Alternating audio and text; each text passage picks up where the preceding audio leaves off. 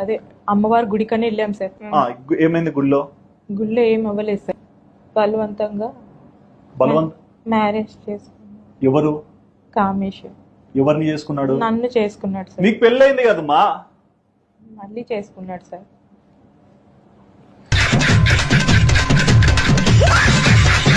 I'm married sir. I have 2 children. మీరు English లో చెప్పినంత మాత్రాన ఇంటెలిజెంట్ ఫెలో కారు. తెలుగులో చెప్పినా కానీ నాకు పెళ్ళైంది, 2 పిల్లలు ఉన్నారు.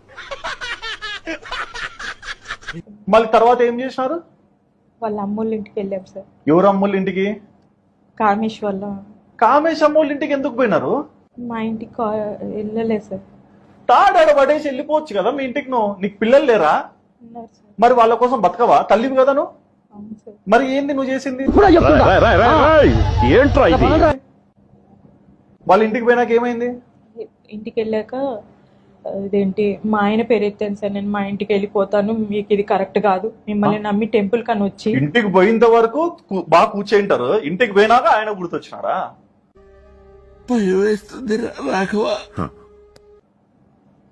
వాళ్ళ ఇంటికి ఆడ నుంచి వాళ్ళ ఇంటికి పోవడానికి ఎన్ని గంటలు పట్టింది? నాకు అటు సైడ్ ట్రావెలింగ్ తెలియదు సార్. మరి వాళ్ళ ఇంటికి పోయి కూర్చున్నారు, ఏమైంది మా? ఏం అవ్వలేదు సార్. మా హస్బెండ్ రామా పుత్తకోడలా అన్నారా?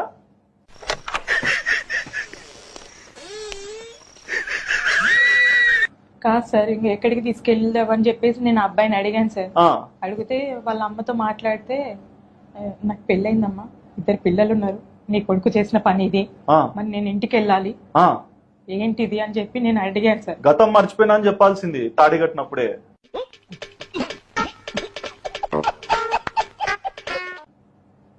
మీరు ఇష్టంగానే పెళ్లి చేసుకున్నారు, ఇదే కరెక్ట్? నిజం చెప్పండి. మీ పిల్లల మీద ఒట్టేసి చెప్పండి మా. నిజంగానే మరి తలకాయ ఎందుకు దించుకున్నావు? ఇష్టపడి చేసుకున్నాను.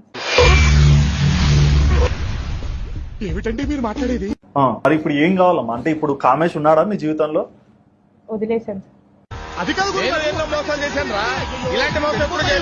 ఎట్లా కామేష్ వదిలేస్తారు? నాకు బాలు కావాలనిపించింది సార్. ఏమా? ఏ రకంగానే నాకు బాలే కరెక్ట్ అనిపించింది sir. First husband Balu correct 100%. 100% అంటే 100%. 100%.